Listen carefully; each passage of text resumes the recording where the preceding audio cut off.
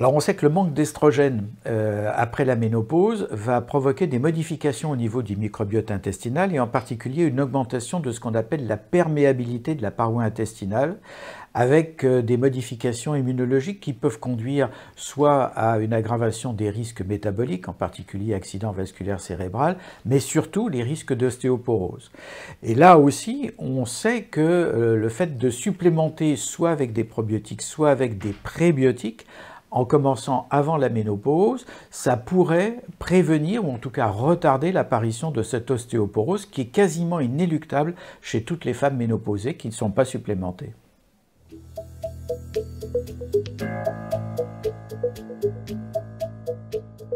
Grosso modo, il y a deux manières de prendre des probiotiques, soit par voie orale, soit par voie vaginale. Alors pour les déséquilibres du microbiote vaginal, c'est vrai qu'on a plutôt tendance à donner des probiotiques vaginaux, mais aussi les probiotiques par voie orale peuvent avoir un effet bénéfique.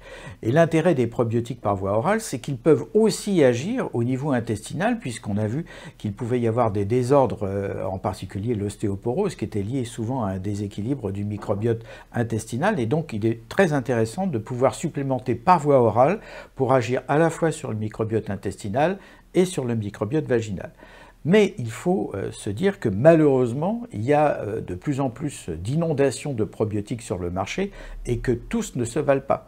Et qu'il est extrêmement important de choisir son bon probiotique. Et pour ça, il faut demander conseil à un professionnel de santé, à son pharmacien, à son médecin, parce qu'on a énormément de probiotiques qui n'ont malheureusement aucune des qualités nécessaires pour pallier les problèmes de la ménopause.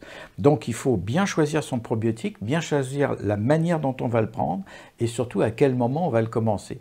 Alors mon conseil, ça serait plutôt de prendre des probiotiques avant la ménopause, avant que les premiers symptômes arrivent. C'est là où ça sera le plus efficace. Donc quand la femme a atteint l'âge de 45 ans, puisqu'on sait que la ménopause survient entre 45 et 55 ans, elle peut poser la question à son gynécologue ou à son médecin traitant ou au pharmacien de savoir s'il est temps de prendre des probiotiques ou pas. Il n'y a aucun danger à prendre des probiotiques. Donc on peut imaginer une supplémentation qui va durer pendant plusieurs mois ou plusieurs années. Ça ne pose aucun problème. Toutes les études de tolérance ont montré que c'était des produits qui étaient bien tolérés. Mais plus tôt on commencera, plus tôt on aura des chances de pouvoir limiter l'apparition des symptômes, voire ne pas avoir de symptômes du tout au moment de la ménopause. Donc il faut vraiment poser la question à son médecin ou à son pharmacien.